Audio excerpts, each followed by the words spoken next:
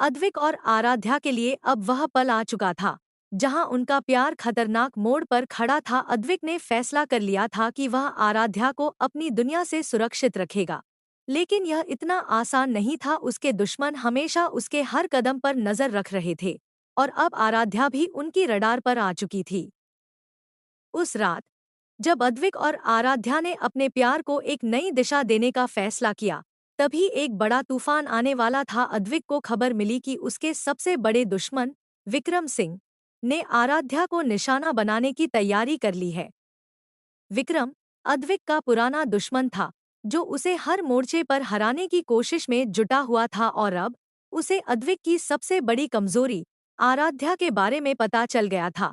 अद्विक की सुरक्षा टीम ने उसे तुरंत सूचना दी कि विक्रम ने अपने आदमियों को आराध्या के घर के आसपास तैनात कर दिया है। अद्विक के लिए यह खबर किसी बिजली की तरह थी। उसने बिना एक पल गंवाए अपने सबसे भरोसेमंद आदमी राघव को आराध्या की सुरक्षा के लिए भेजा।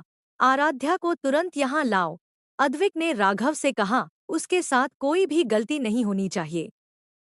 राघव ने बिना देरी किए अपना काम शुरू कर दिया। इधर आराध्या को इस खतरनाक स्थिति की कोई जानकारी नहीं थी। वह अपने घर में सामान्य तरीके से रह रही थी जब अचानक दरवाजे की घंटी बजी। उसने दरवाजा खोला तो सामने राघव और उसके कुछ आदमी खड़े थे। मैडम, हमें आपको अद्विक सर के पास ले जाना है, यह बहुत जरूरी है, राघव ने जल्दी से कहा।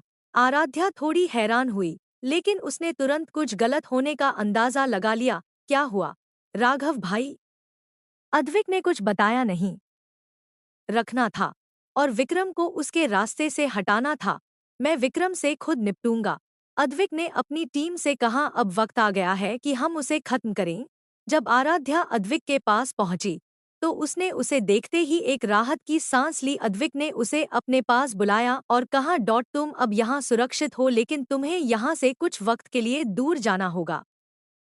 क्यों अद्विक, क्या हुआ? आराध्या ने घबराकर पूछा। विक्रम ने तुम्हें निशाना बनाया है। मुझे नहीं पता था कि यह इतना जल्दी होगा, लेकिन अब उसे रोकने का यही तरीका है कि मैं उसे। तुम मेरी सबसे बड़ी कमजोरी हो आराध्या, और वो अब इसका फायदा उठाना चाहता है, अद्विक ने उसकी आंखों में देखते हुए कहा। आराध्या ने अद्विक का हाथ पकड़ा और गंभीरता से कहा, मैं तुमसे दूर नहीं जाऊंगी। मैंने पहले ही कहा था कि मैं तुम्हारे साथ हर मुश्किल का सामना करूंगी। अगर ये जंग है तो हम इसे साथ लड़ेंगे। अद्विक ने उसे प्यार से देखा, लेकिन उसकी आंखों में चिंता साफ दिखाई दे रही थी। आराध्या, तुम नहीं जानती कि यह दुनिया कितनी खतरनाक है। मैं नहीं चाहता कि तुम इस जंग का हिस्सा बनो। तुम्हारा मेरे पास होना ही उन्हें मेरे खिलाफ खड़ा करता है। आराध्या ने एक गहरी सांस ली और फिर दृढ़ता से कहा, अगर तुम्हारी कमजोरी बनकर मैं तुम्हें कमजोर कर रही हूँ तो मुझे ताकत बनने दो। मैं तुमसे दूर नहीं रह सकती। अगर विक्रम या कोई और मुझे निशाना बनाना चाहता है तो मैं डरूंगी नहीं। अद्विक ने उसकी बातों को सुना और महसूस किया कि अब वह खुद अकेले इस जंग को नहीं लड़ सकता। उसे आराध्या की मजबूती और हिम्मत पर भरोसा करना होगा। उस रात अद्विक ने अपनी सुरक्षा टीम को और मजबूत कर दिया। उसने अपने सभी वफादार लोगों को आराध्या की सुरक्षा के लिए तैनात किया। लेकिन अद्विक के मन में एक बड़ा सवाल था, कब तक वो आराध्या को इस खतरनाक दुनिया से बचा पाएगा। अगली सुबह विक्रम का हमला शुरू हो गया। उसकी गाड़ियों ने अद्विक के बंगले के पास आकर गोलियां चलानी शुरू कर दी। अद्विक ने तुरंत अपने लोगों को जवाबी हमला करने का आदेश दिया। पूरी जगह पर गोलियों की आवाज गूंजने लगी। आराध्या को अद्विक ने अंदर सुरक्षित रखा था, लेकिन वह खुद इस जंग का हिस्सा बन गया था। अद्विक ने विक्रम के आदमियों का सामना करते हुए अपना गुस्सा और ताकत दिखाई। वह जानता था कि अगर आज उसने विक्रम को नहीं रोका तो आराध्या की जिंदगी हमेशा के लिए खतरे में रहेगी। विक्रम और अद्विक के बीच की यह जंग अब सिर्फ दुश्मनी की नहीं रही, बल्कि अद्विक के प्यार और उसकी दुनिया की लड़ाई थी।